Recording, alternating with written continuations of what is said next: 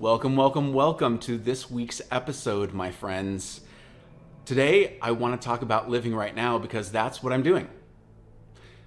I told you on the podcast right before this one that my wife and my kids surprised me with the most amazing gift, which was some time for myself. My wife has made a priority in the last couple of years. She leads by example, as she so often does in our lives in the 22 years that we've been married. That she went for the first time about 2 years ago on her own solo vacation. And this was an amazing thing for her because she was gone for a whole week the first time. And she came back from this yoga retreat a completely different person. And we love going on vacation together. We love especially going to places where there's lots of sun. Both of us like heat. She can take even more heat than I can in so many different ways, but specifically from the sun. And we love being near the ocean, and we've taken lots of trips like that together. But she wanted to go and have an experience by herself and have some alone time. Something that's very healthy for a relationship, but something that we hadn't really made a priority ever.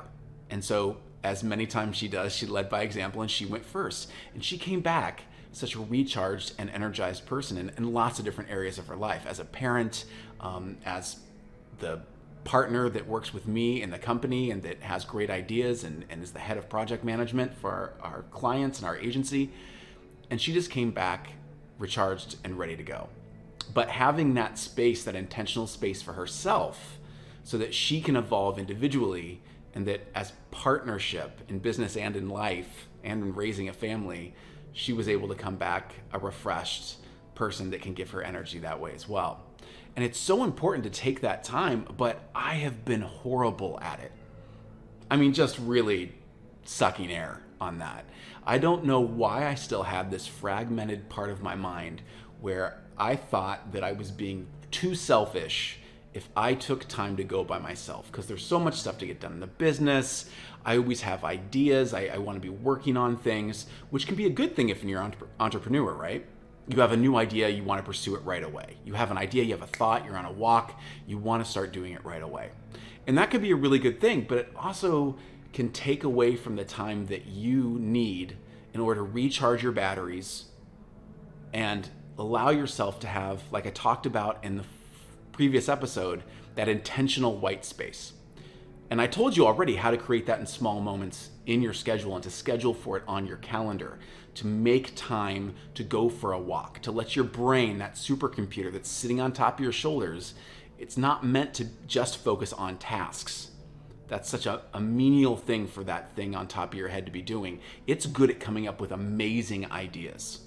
And then you calendar it and then you just execute it. But to create that space so that you can do that super thinking. And taking time and going away, this gift that I have been given by my wife and my kids has been amazing. I've only been gone for just over 48 hours, and it's really eye-opening how much anxiety I had about being by myself, which you wouldn't think would be something that would come up for me because I like my alone time in the morning. I get up very early in the morning before I start my nutrition and my workout routine, and I value that alone time. But for some reason, traveling by myself and doing this was a muscle that I hadn't worked in a while. And I gotta tell you that after being uncomfortable for about a day, I settled into it and I feel like I'm living right now. Instead of in my head for what's the thing I'm working on, what's the thing I'm developing for the business, I'm in dad mode, I'm in partner mode, in my regular routine, that taking myself out of this and being by myself. I haven't been seeking out hanging out with other people. I haven't felt the need to start conversations with other people, but really just sit by myself, have my own thoughts, have my own schedule. When I decide to do something, I do it.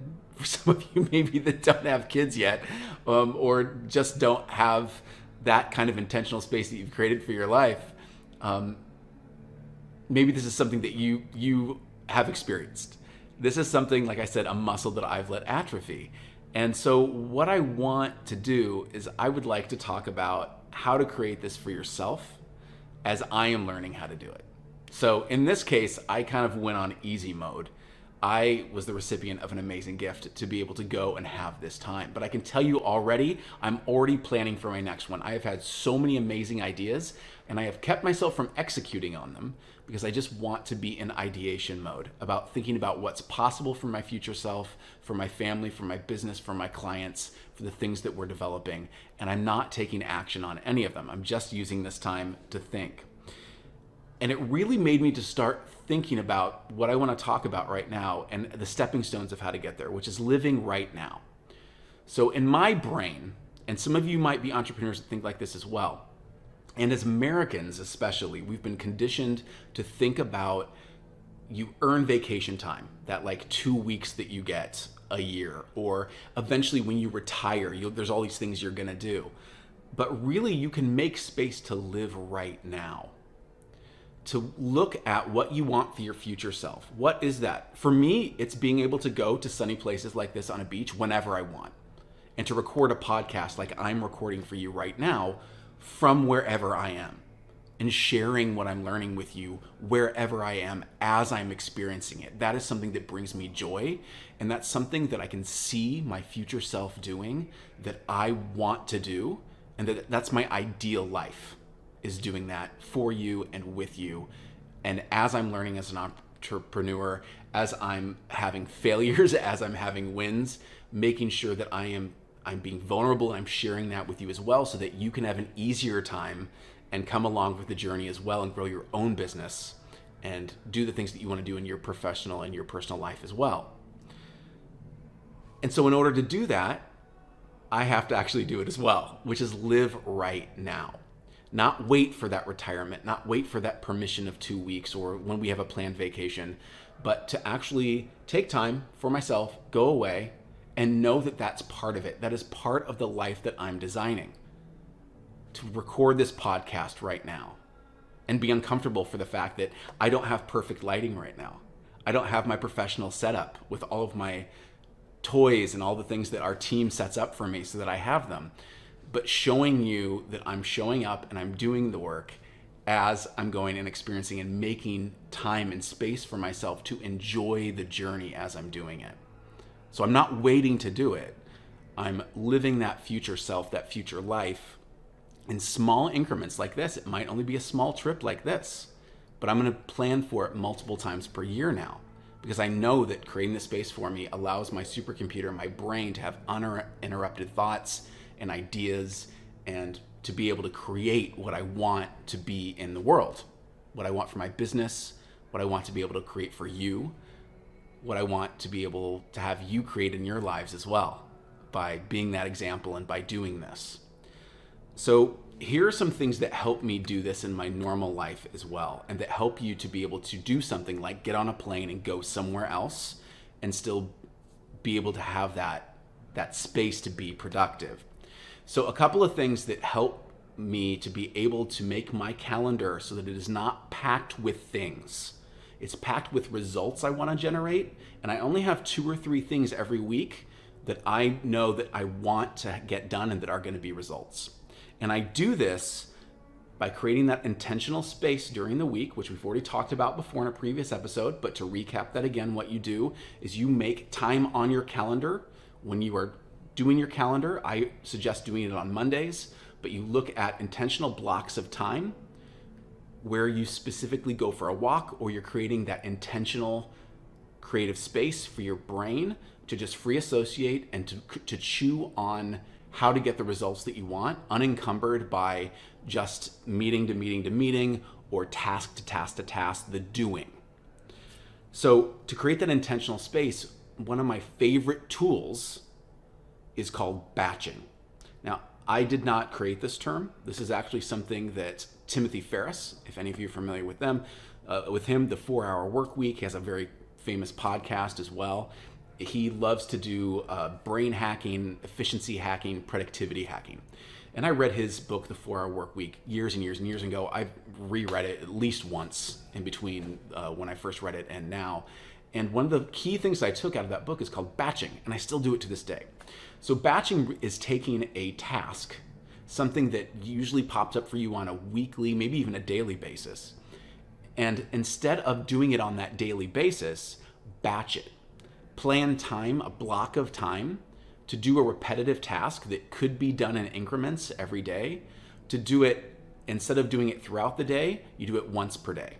Or if it has to be done once per day. Or if it's something that could be done twice a week instead of every day, you do that. And you batch the time, 30 minutes, an hour, whatever it takes to do that, and it makes it so much more effective. Let me give you an example. For instance, if you were checking your mail every day, a lot of us walk to the mailbox or open our door and grab the mail out of the mailbox, and we sort through it, figure out what's a bill, figure out what's another advertisement, another catalog, whatever it is, or those fake out pieces of mail. I love those. The ones that look like they could be a check from a client, but are just one of those mortgage company fake outs that the window looks like it could have a check in it, or it has those corners, that perforated corners you tear off on the sides and on the top, but it's almost always a trick and it's just an advertisement for a low mortgage rate or something like that. I'm pretty sure some of you are familiar with this as well. So instead of taking the time, let's say that takes 5 minutes per day to do, but it takes you away from or out of flow from doing something else. So you could batch doing your mail twice a week. Grab it out of the mailbox every day. That's fine, but set it on a table. And then twice a week, you take 5 minutes and you do all of the mail at once. Recycle the stuff that isn't important. Open the stuff that you're not sure if you should throw away or not. That goes somewhere. And then address the things that need to be addressed. And that you will save time every week, which compounds by month, by quarter, by year, into time saved. So that's one example. Think of how you could take that example of the mail and do something else. For instance, very literally, email. How many of you check email constantly throughout the day? I mean constantly. It probably takes up so much of your time that isn't even on your calendar. I know that if I let myself do that, I'm constantly in email and I'm in a reactionary mode. I see something, I know it needs to be addressed, or I know how to help that person, and I want to start doing it right away, and I let it pull me out of what I was doing before. I know this about myself, and so what I do is I batch it. I do not open email first thing in the day. The reason I don't do that is because, like I said, my brain wants to address it right away. So if I look at it, I know I'm going to address it. So I don't let myself do it. I have my productivity block in the morning that's uninterrupted. And then I have email time that I specifically keep it to 15 minutes. It happens right before lunch. And then at the end of the day, at 4 p.m., I have another 15 minutes that I address it. Only high priority things, only things that absolutely need to be addressed right then. It saves me so much time. Again, freeing up more time on my calendar, which allows me to not be constantly busy and feeling behind, so that I have more intentional white space on my calendar. And here's the thing that I've really been working on lately, and it's really helping me to be a more balanced and more present person, is not filling up the space in between these work blocks, or creating the feeling for myself that because there is a space there, that I need to fill it with more work.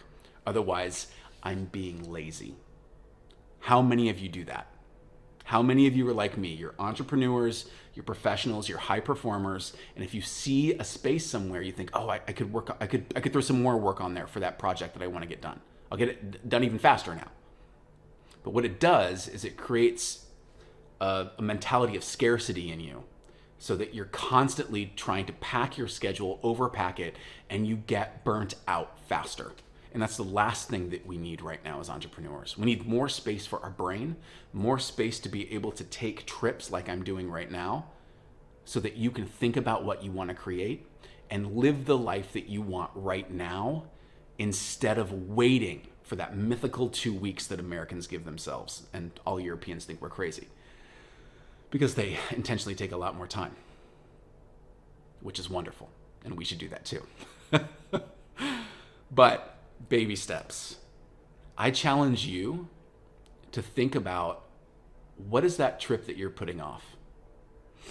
What is that couple days that you could take, whether you're getting on a plane or just driving a town over?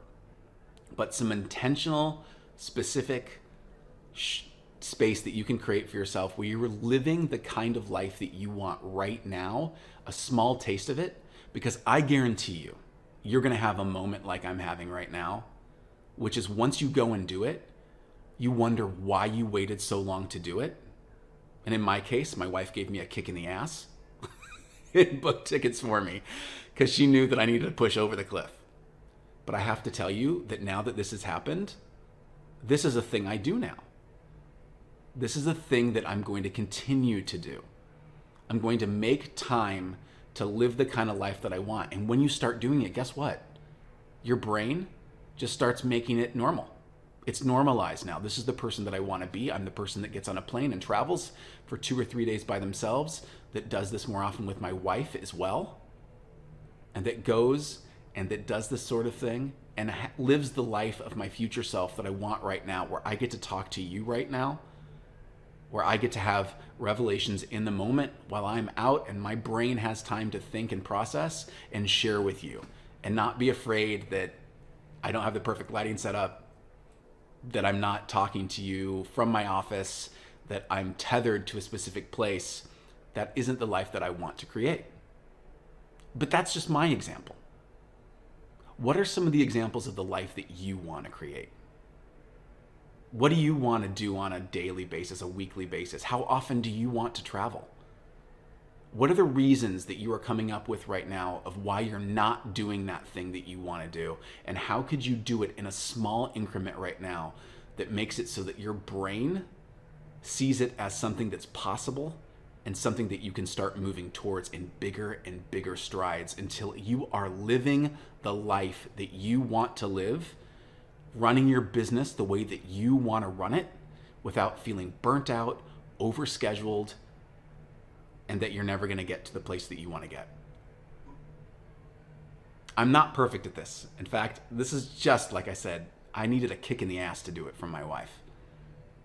And I hope that there's someone in your life that would do that to you as well, but you can be that person for yourself.